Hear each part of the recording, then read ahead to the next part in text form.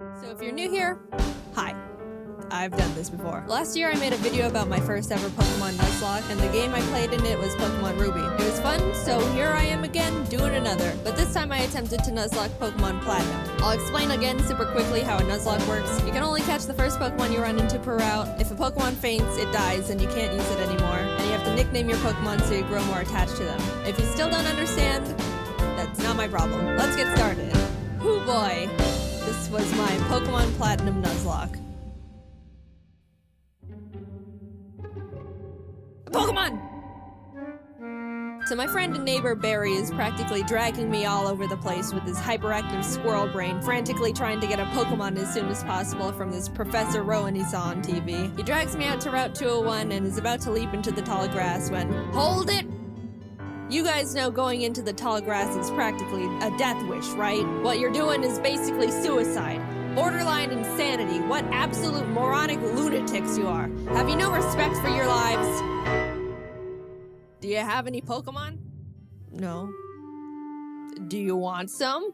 And like that, I have a Turtwig. I named him Turt and immediately used him to bash in Barry's Chimchar. I was making my way through the routes, but right as I was about to nab the Shinx I found on 202... Don't kill it. No! So no Shinx for us. But that's alright. Shinx isn't that great this early anyway. Then I locked eyes with our first trainer. The first battle. Let's see how we fare against youngster Tristan and his level 5 Starly. Oh my god! So in the first trainer battle I ever fought, I almost immediately lose my starter to a critical hit. Why do I suddenly have a very bad feeling about this? Nevertheless, we kept going onward through Jubilife City, where we caught Kronk the Zubat in the cave above Route 204, and Magikarp on 218. Hi, Magikarp. Your name is Puppy. Just outside the city, Barry runs up and demands another battle, so I happily bash in his Chimchar again. Starly too. I kept on my way, eventually arriving in Orberg City, and nervously challenged Rourke. I was terrified of his Cranidos, but Turt landed a crit Razor Leaf and one-shot it before it could even do anything. So that's badge number 1 for us. I made it to Floroma Town and was really excited because if you didn't know, outside the Valley Woodworks you can find Shellos. And if you didn't know, again, I love Shellos. I ran straight to the grass to get my Shellos encounter, and... I'm not gonna pass up an encounter, so I very depressingly caught the Shinx and named it Failure to vent my sadness and frustration over not getting a slug. While there, we found Team Galactic messing around, stealing electricity, and this little girl's dad. So I beat up the grunt guarding the door, broke in, beat up the grunts in the building until Turd evolved, then found Galactic Commander Mars at the end of the corridor, who I was scared of because she's got a fat cat that hits like a semi-truck. But I had a plan. Back in the Orberg Mines, I caught Dwayne the Onyx, brought him to the fight because in case things got dicey, I would switch him in to buy time and heal up my other Pokemon. Basically, Dwayne was death fodder. Turt took out Mars' Zubat, and when Purugly came out, Kronk plucked off the Oranberry he was holding. But she got hit pretty hard in the process, and since Turt needed a bit of healing before he could get back into it, Dwayne can take a scratch. Look at that. Dwayne is fine. He's fine, guys. Don't pull this sad nose for Dwayne. Dwayne's fine. Don't worry about him. Don't worry about him. Oh my god! Dude! Alright, I'll give him that. I'll give him that. Dwayne gets to live. Somehow, when Dwayne was supposed to die, he hung in there on 1 HP. And you know what? I respected the hell out of him for it. I let Dwayne live and Turt was able to take out the Purugly. What a legend. Then I put him back in the box and moved on. In Mount Coronet, I caught a Bronzor named Big Boy, which I happily added to the team. And right before Gardenia's gym, Kronk evolved, which meant no mercy for those flower ladies. Badge number 2. We slashed the guard bushes in front of the Galactic building and ran up all the stairs where we fought Galactic Commander Jupiter. Let's take a look at how that went.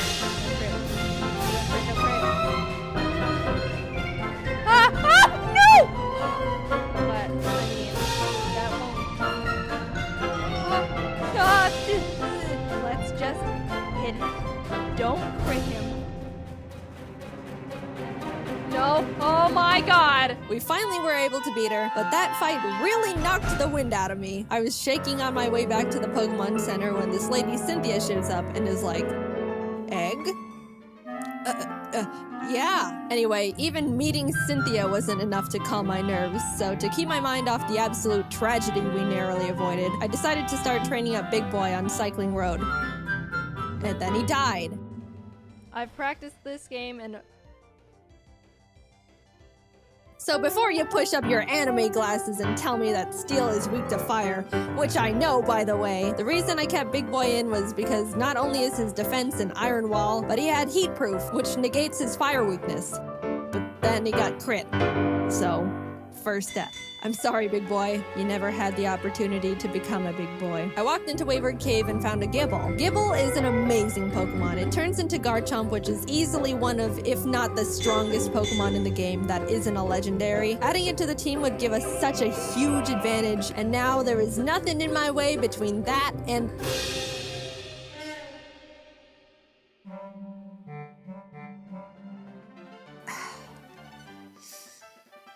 And we're moving on. We arrived in Hearthome City where I caught DeVito the Ralts, Kronk and Puppy evolved, we had a clean win against Fantina, and some lady gave us an Eevee I named Milk. Things were starting to look better now. I was leveling up DeVito against trainers, and when fighting this lovey-dovey couple... let's go into Puppy. Get rid of the Buizel. Oh no! You're kidding. You're kidding. And that's why I hate love.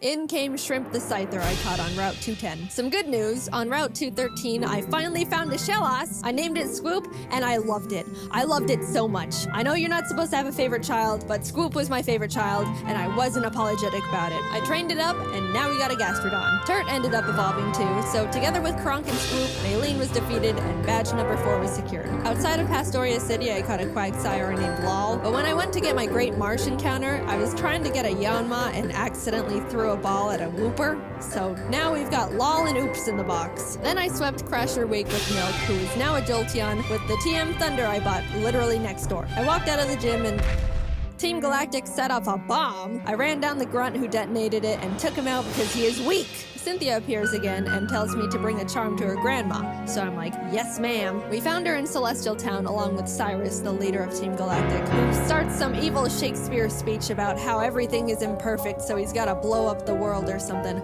I don't know, I wasn't really paying attention. And then he wanted to fight. Puppy took out his Sneasel and I sent out Milk to take care of his Golbat, but Milk decided he wanted to be lazy and not only miss all his thunders, but also punch himself in the face.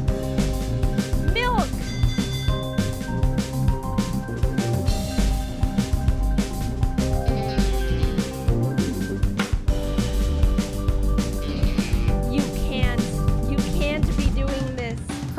And killed the Golbat because Milk was being difficult, but I gave him a second chance and he took out the Murkrow.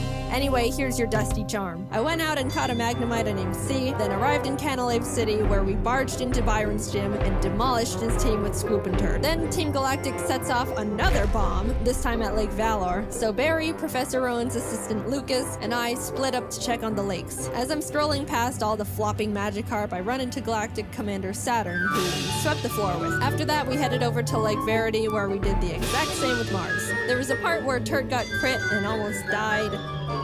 Oh god. But we're fine, he's fine. Finally, we had to go check up on Barry at Lake Acuity, and after trekking through 6 feet of snow for like a mile, we get there to find Barry at the top of a cliff like, ha ha ha, you can't climb rocks. Come back when you can climb rocks, loser. I'll go fight Candace's gym now, I guess. Now, we've been having some good type matchups with the past few gyms, so I haven't really been nervous about most of them, but Candace uses ice types, which like half my team is weak against. Which, you know, nervousness rising. Not only was I at a massive type disadvantage, but the main threats on our team were her Abomasnow because it hits like a truck and sets up hail, and her Frostlass because it'll use the hail from the Abomasnow to heighten its evasiveness with Snow Cloak, spam double teams, and then just sweep my team. I walked in, took a deep breath, which didn't make me feel better at all, and started the battle. Shrimp took out her Sneasel and Swoop took out her Piloswine, almost dying in the process, and then she finally brought out the big bad Abomasnow. Since it's grass ice type, I taught Puppy Fire Blast. Yeah, I didn't know. Anyway, I wasn't sure it could one-shot because Puppy's not a special attacker, and lo and behold, it did. It didn't miss. Please kill it. Please, it's quad. It's quad. took it out, but that was absolutely terrifying. Last but not least, Frostlass. I wanted to have Swoop rain dance to get rid of the hail so Frostlass's snow cloak isn't activated, but since Swoop was sitting at a not-so-chill 20 HP, that wasn't gonna work out super great. However, since I didn't want Kronk to be in this fight at all, right before the fight I swapped her with Failure the Shinx. Yep. Sorry, little guy. Failure looked up at the looming death that was Frostlass in front of her, and as I healed up Swoop, Failure was killed in its blizzard. It's really unfortunate we had to resort to it, but I give Failure a salute for stepping up and surrendering its life to the team. Swoop came out, got off the rain dance, and after a close battle, was able to pull through. We won, but it wasn't without sacrifice. We had a moment of silence for Failure, the true MVP of the fight. Gone, but not forgotten. Now we could climb the rocks to Lake Acuity, and when we got up there, Barry's got snot dripping down his face, crying in the snow because he got beat up by Jupiter, who looks at me and is like, "See ya, I'm going to Veilstone HQ."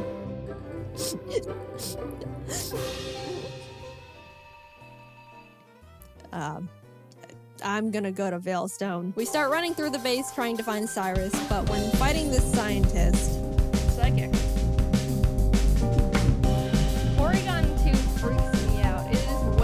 Powerful, way too bulky, and it's way too weird. I do like Porygon too, though. I would like a plush of Porygon too. Very cute. What? No! No! Swoop!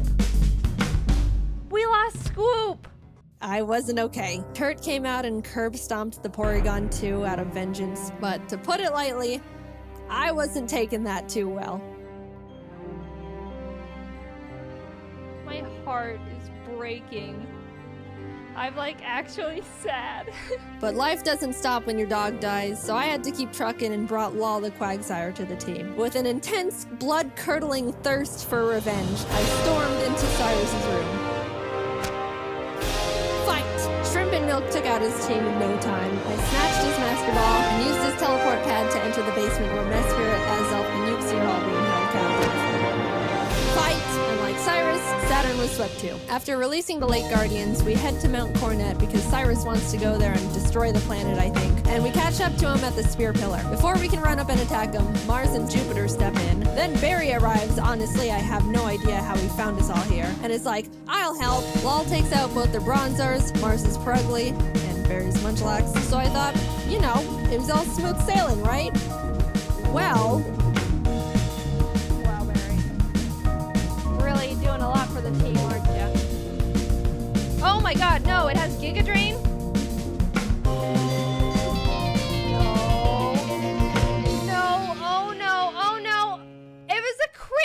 Not only did I not know their Golbat had Giga Drain for some reason, but it also got a crit. So I was starting to feel bad, but then I started panicking. The thing is, after you fight Mars and Jupiter, you have to go into the Distortion World and fight Cyrus and Giratina. If Cynthia forces us into the Distortion World without us being able to get a new member, we're in massive trouble. We finished up the battle and Cyrus starts his whole spiel about how the world is imperfect, blah blah blah, everything must die except for me. Then he gets swallowed up by Giratina, a hole opens, a rip in space leading to the Distortion World, and I'm kind of just standing off to the side twiddling my thumbs like, "Cynthia, please don't shove me in there without my consent." "Cynthia, can I go? I have something to do. Our world will be destroyed. Are you ready?" "No, I'm not! Let me go! I'm free! Holy crap. Get me out of here. Goodbye." "I'm sorry, Lol. We just got you. And then you died. But luckily, remember when I accidentally caught that Wooper while trying to get a Yanma? It's time, Oops. You are no accident. You're our lucky star who will carry us to victory." We got Oops leveled up, came back to the Spear Pillar where Cynthia was just sitting there waiting for us, and hopped in. Everything is topsy-turvy and the Lake Guardians are telling me to push boulders into holes. And suddenly I'm on a floating crest of land with Cynthia, who's basically like, "Cyrus, get lost and never come back." And Cyrus didn't like that. So he came at me. Oops took out his Houndoom and his Gyarados came out, so I switched to Milk. But I was very terrified because Cyrus's Gyarados has Earthquake. So if Milk misses his Thunder here, he dies. And Milk is notorious for missing his Thunders. But it gets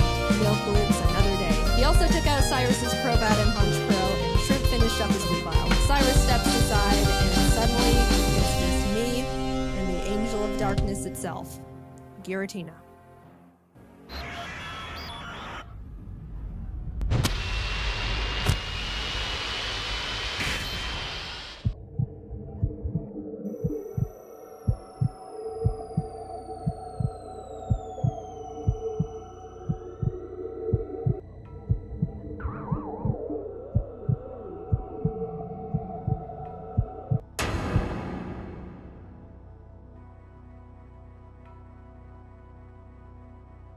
I threw the Master Ball, and like that, it was over. I saved the world. Now to get back to my gym badges. I arrived at Sunny Shore City and started making my way through Volkner's gym. I know he's the 8th gym leader and he's supposed to be tough, and apparently he's depressed because everyone who challenges him isn't good enough and he's bored. But I wasn't concerned. We have Oops, and none of his Pokemon can do anything about it. It's not like they have Giga Drain or anything, right? They didn't, I checked. Oops was just Earthquake and everything, and at the end, I'll admit, I got a bit scared. Okay, don't crit. If you crit Giga Impact, that would be really holy. But it's all good. We're all good. And with that, off to Victory Road we went, where we caught ourselves a Gabite I named Flakes. Would have been nice to have one, I don't know, near the beginning of the game, say, in Wayward Cave, you know. But whatever. Better late than never. It's good to have just in case something goes horribly wrong out of nowhere. Flakes is base 60. Yeah, it is. It's an amazing... Whoa, whoa, whoa, whoa, whoa, whoa. No! You're kidding.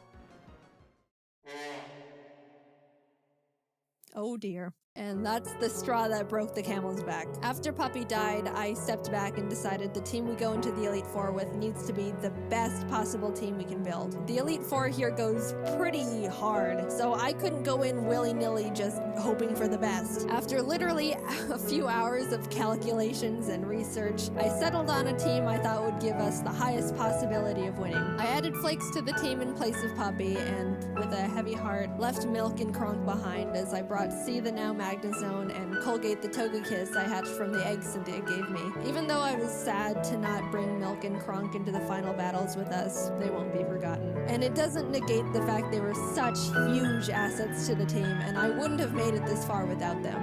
I'll see you guys on the other side. I took a step towards the doors of no return, and immediately got interrupted by Barry, who wanted to have one last fight. Anyway...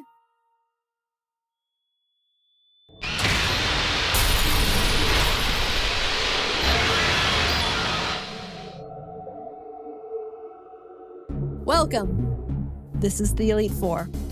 The battle starts and C takes out Aaron's Neon Mega and Vespiquen, Oops takes out his Drapion, and Colgate takes out his Scizor and Heracross. Next up is Bertha. Bertha loves ground types, but Turt and Oops had a smooth time smashing through her team. I felt a horrible shiver when her Rhyperior came out, but things went well. On to Flint.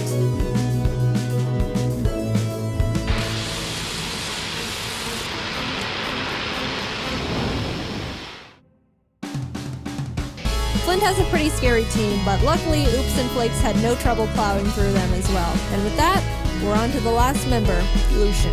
Now, Shrimp hasn't had much time to shine in these fights so far, so I decided I wanted to let her go all out. She set up sword stances and bullet punched everything. Proud of you, Shrimp. And suddenly, I'm at the entrance to the champion. The trainer who's been known to crush dreams in a single battle, and many still fear to this day. I took a deep breath. Things are going surprisingly well, and I don't know how to feel about it. But I looked up, and there she was. At this moment, I have only one last objective: defeat Cynthia. She leads with Spiritomb, which has no weaknesses, so I sent out Turt to hit it as hard as possible. Flakes takes out her Togekiss, and then her Garchomp comes out. This is known to be one of the toughest boss Pokemon in the entire franchise. And rightfully so. That thing was made by Satan himself, and I'm sure even he fears what he has created. I immediately switched to Oops, who's the only Pokemon that can lead us to victory here. I planned to put it to sleep with Yawn, and then Ice Beam it until it died. That was our only hope. But then, Oops was grit. And That was it. Nothing on my team can take a hit from this monster, and even if they could, they couldn't do much damage back. I sat there in disbelief, knowing there wasn't anything I could have done, and the battle is basically unwinnable now. I brought out Shrimp to bullet punch it so we could get in a little bit of damage, but the sheep was killed. Colgate tried to chip away at it. He did some damage too, but was crit one shot. At this point, I'd accepted defeat. Only Turt, C, and Flakes were left. It's hopeless at this point. Flakes came out, and against all odds, Flakes outsped Cynthia's Garchomp and killed it. I didn't think he could do it. He was 2 levels weaker, and I don't know. I just didn't think he could outspeed it. Suddenly, there was a chance. We could win this after all. Cynthia brings out her Milotic, which C took out with a few Thunderbolts. Flakes took out the Lucario with Dig. Look, my Earthquake TM is on Scoop, and we all know what happened there. Finally, the last Pokemon comes out.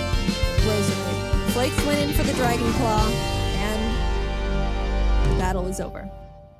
We won. As Cynthia's congratulating me, a sudden feeling of overwhelming guilt washes over my entire body, so intense it almost knocks me down. I don't think I deserve this. Something here isn't right. This wasn't meant for me. Back in the distortion world when Giratina split me in 2, how do I know I'm me? What happened in the other timeline where I saw glimpses of what happened parallel to this world, that was me too.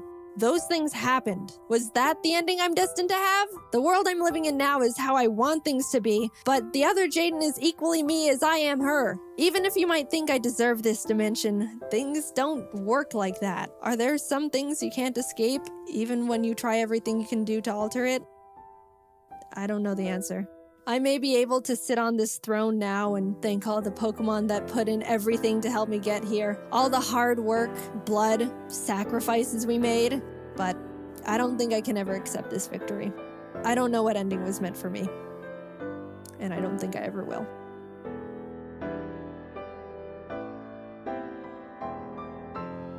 Hi everyone, it's Jolene and I got a new mic, so it's easy for me to record stuff.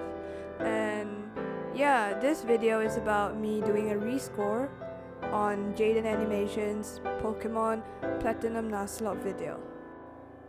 I got this idea from a Pokemon YouTuber named Purplecliffe. I hope he can see this because he said that, you know, if we rescored the video, it might look pretty cool. Which I did, and it kind of sounds really awesome. But the problem with rescoring this is because I don't really have like the original video, so I don't have like a dub version without the background music that Jaiden added. So you might hear a bit of the Pokemon Platinum game's background music behind where Jaiden added. I can't really take it off.